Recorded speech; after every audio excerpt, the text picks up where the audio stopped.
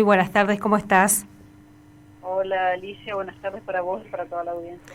Bueno, vamos a introducir un poco este bloquecito para también ubicarnos de qué vamos a hablar justamente en la tarde de hoy.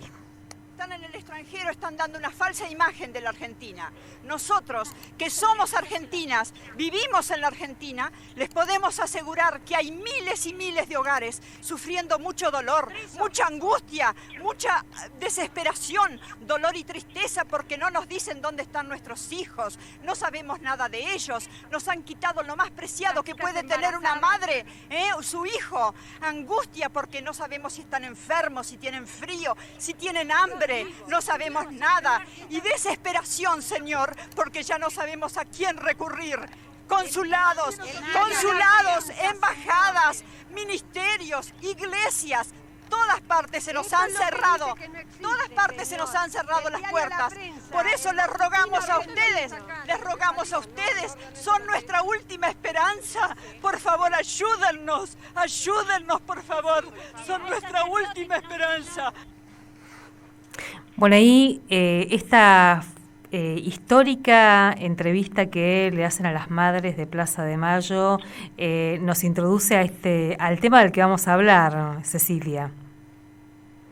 Sí, Alicia, bueno, Madre de Plaza de Mayo es tal vez el símbolo más conocido en materia de derechos humanos en el mundo, de nuestro país, ¿no? O sea, la organización que por la carga simbólica que tiene se hizo más visible en la lucha por la recuperación de la democracia y de los derechos humanos en nuestro país, y sin duda las que más referencia ganaron en todo ese tiempo por esta actitud heroica de caminar en la plaza cada jueves en medio del terrorismo de Estado, ¿no? Las madres cumplieron la semana pasada 45 años de las rondas de la plaza, y no, me parece que bueno, es un acontecimiento que no se puede dejar pasar, precisamente por la importancia simbólica de ellos en la conformación del movimiento de derechos humanos en Argentina. Una escucha ese testimonio, esa entrevista, y bueno, no solo que además son como entrevistas ya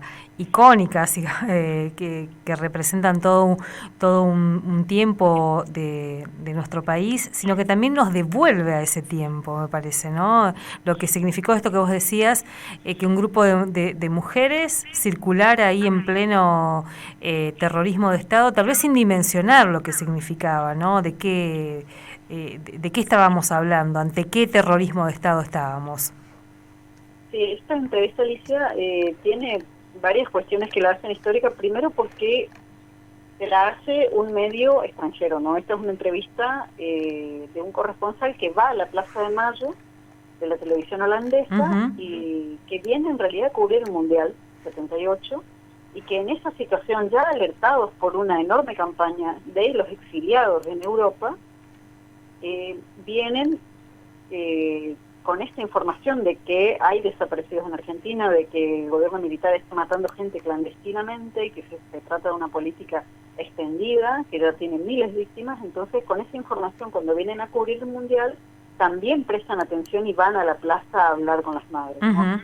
Y tenía que ser un medio extranjero por la cerradísima censura que ejercía el gobierno militar, y que no era para nada simbólica, era una censura totalmente real.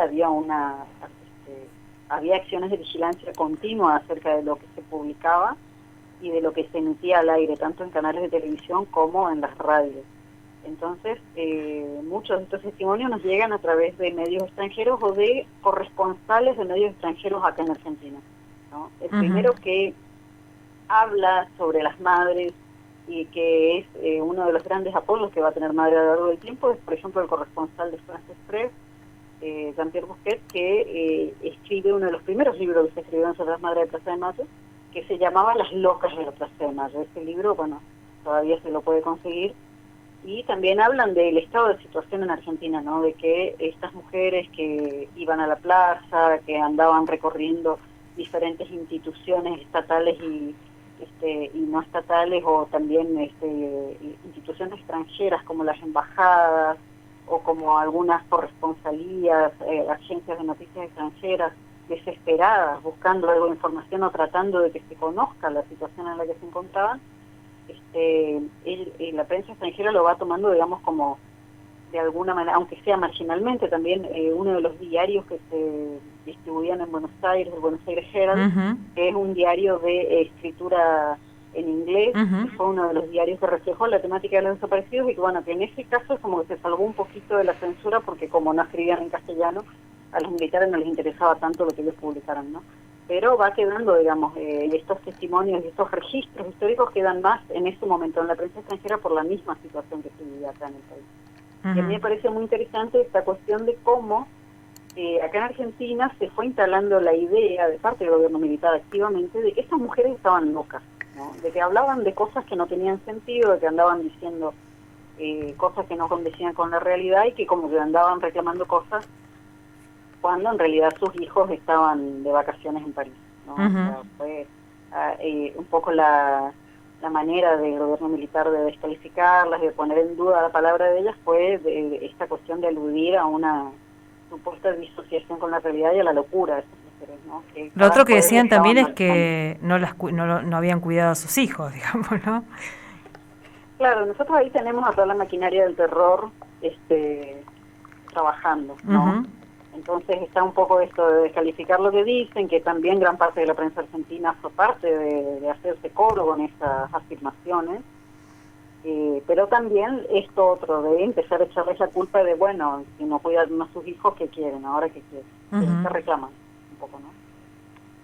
Ahora, Ceci, pensaba, porque la semana pasada cuando también anticipábamos esta fecha, el día viernes, recuperábamos algunas historias que nos tocó cubrir muy de cerca aquí en Misiones.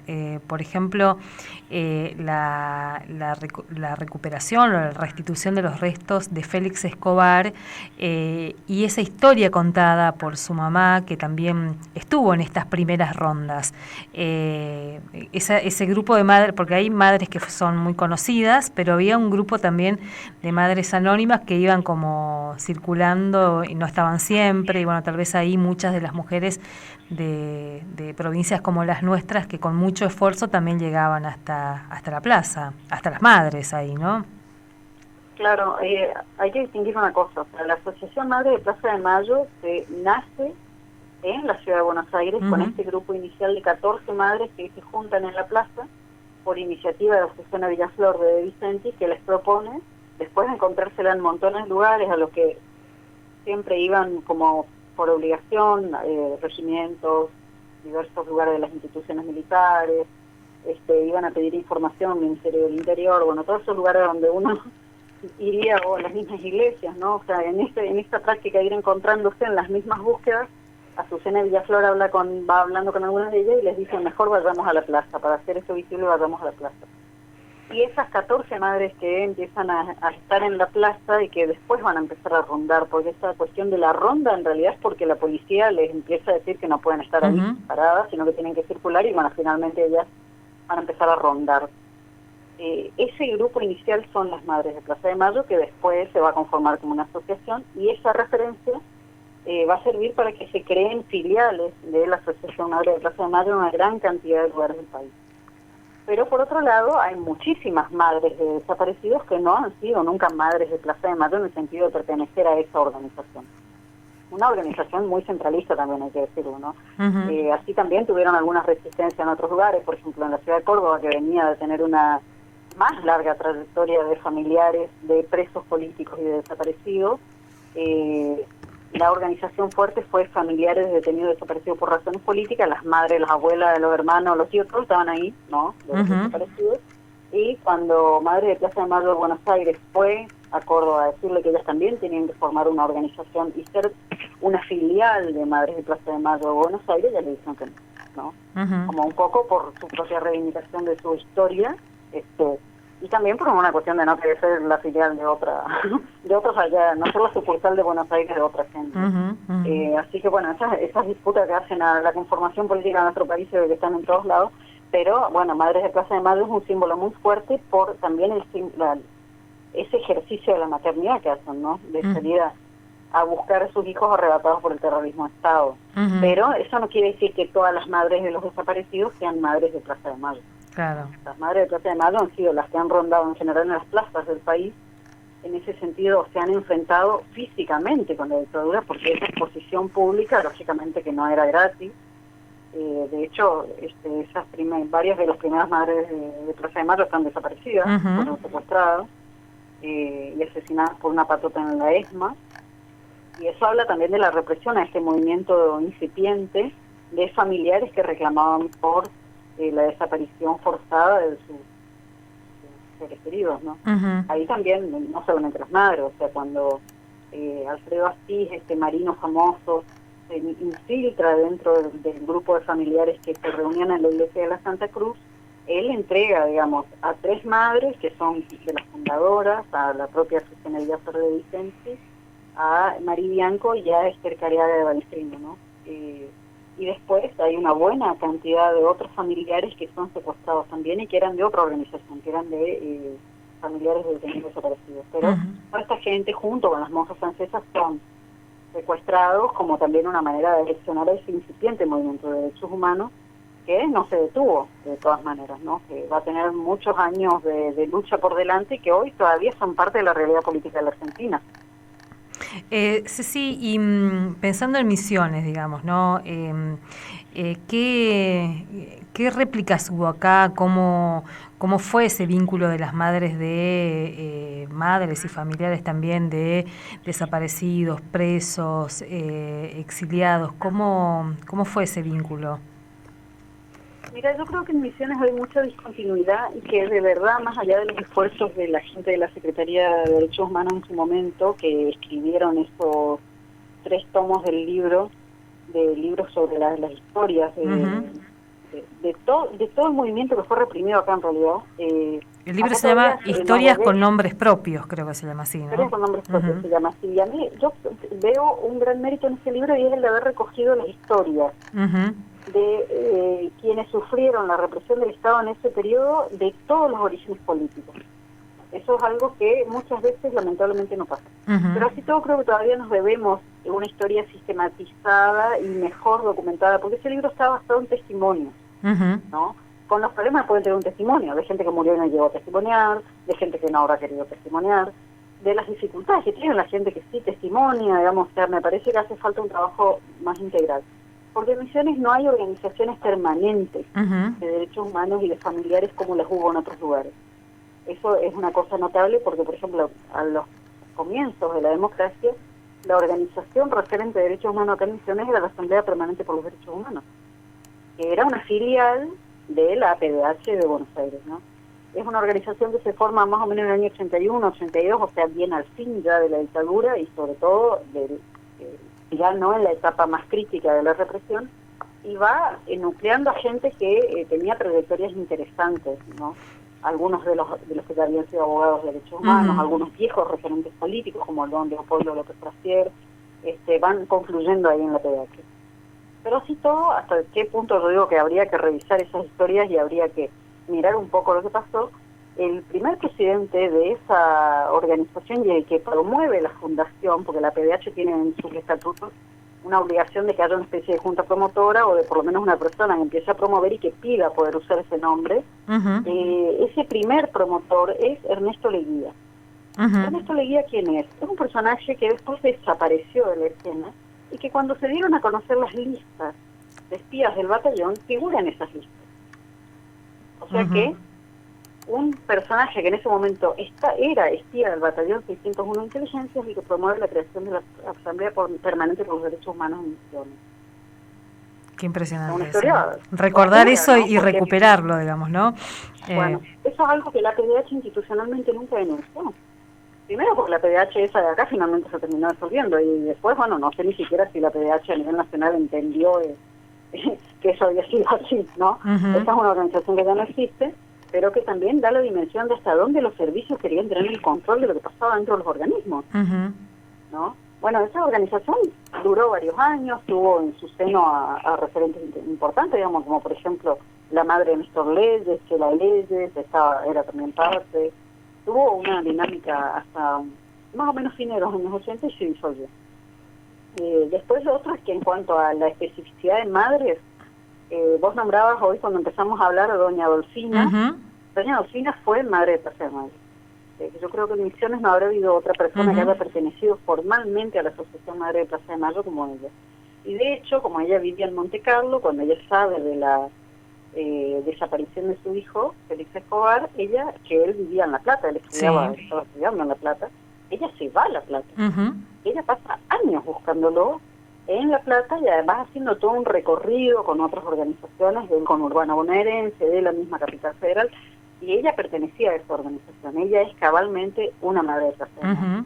Y después, bueno, cuando viene la democracia, ella decide volver a Misiones también porque hubo una promesa explícita del que entonces fue el presidente Raúl Alfonsín, que él les dijo que las madres habían buscado a sus hijos durante la dictadura, pero que ahora esa búsqueda tenía que quedar en manos de la democracia y que las instituciones argentinas iban a devolver a sus hijos. Entonces ella vuelve a vivir en Misiones. Adolfina después reflexiona sobre eso, porque nos decía, nosotros confiamos en ese presidente, y todo el tiempo que pasó después hasta que finalmente pudo encontrarse con los restos de Félix, digamos, ¿no? Pero con una mirada crítica y decepcionada también, ¿no? Porque muchas creían que con el regreso de la democracia se iba a por lo menos conocer lo que pasó, digamos, ¿no? Claro, vos fíjate, Alicia, que todas las banderas que se llevaron en ese momento, como con las consignas del movimiento de derechos humanos de la dictadura, están sin resolver. Y el Estado, más allá de esa promesa de Alfonsín, no resolvió nada.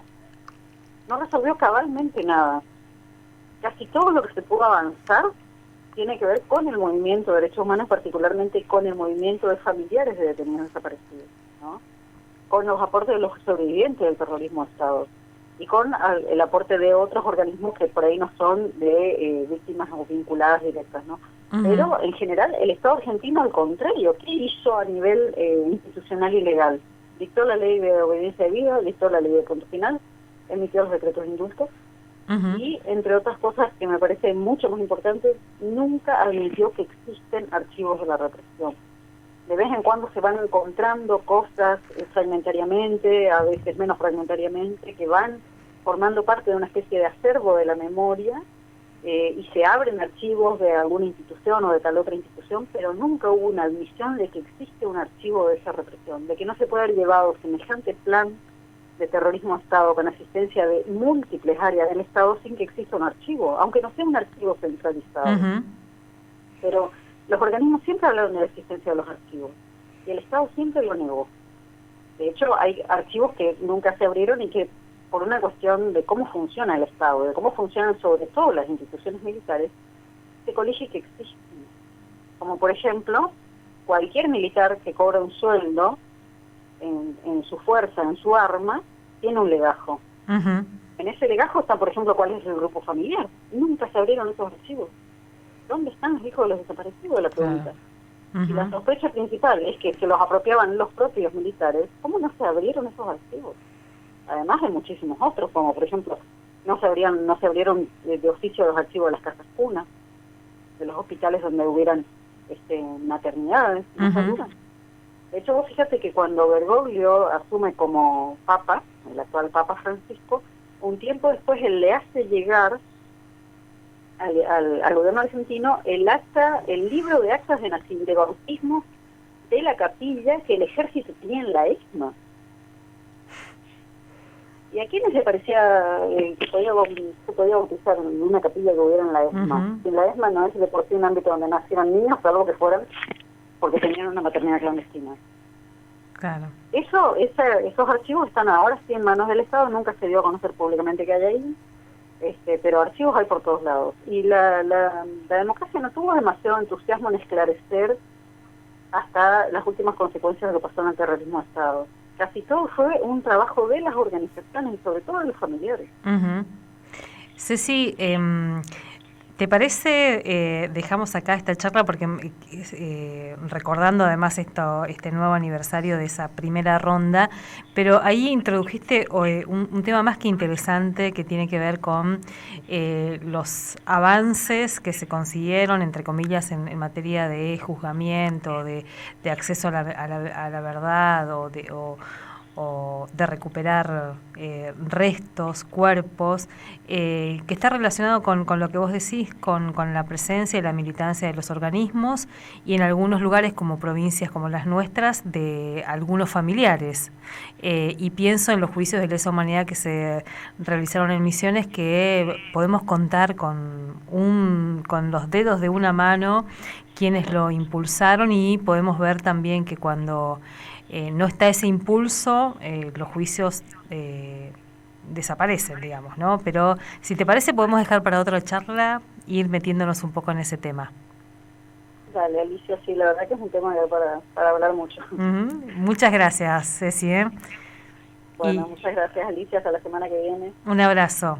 Cecilia Rodríguez, hoy la excusa para charlar con ella, que siempre es muy interesante, el aniversario de esa primera ronda de las madres, y recordando a las madres con las que nos tocó también acompañar en muchos momentos aquí en la provincia, y ese nombre que ella recuperaba, Adolfina Villanueva de Escobar, la mamá de Félix Escobar, que falleció hace unos años, y que bueno, fue también su propia lucha, su propia memoria la que nos permitió dimensionar lo que significó esta asociación de madres de Plaza de Mayo, este espacio, este grupo de madres, como ella las llamaba, que la cobijó, que la ayudó, y que fue muy importante también para todos esos años de búsqueda, que nos decía Adolfina. Yo no sabía nada, decía, de Montecarlo a recorrer penales, a recorrer ciudades buscando a su hijo, y bueno, ahí en ese encuentro con las madres, y también en ir dimensionando a lo que se estaban enfrentando, justamente. 16:54 minutos.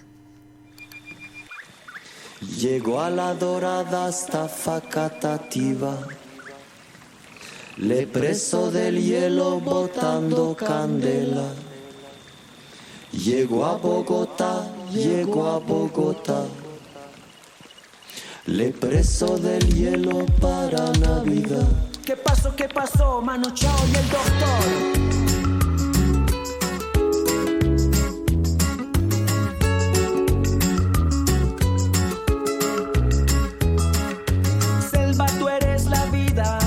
Donde todos somos iguales, revivamos la única regla, amar a la tierra como hacían antes.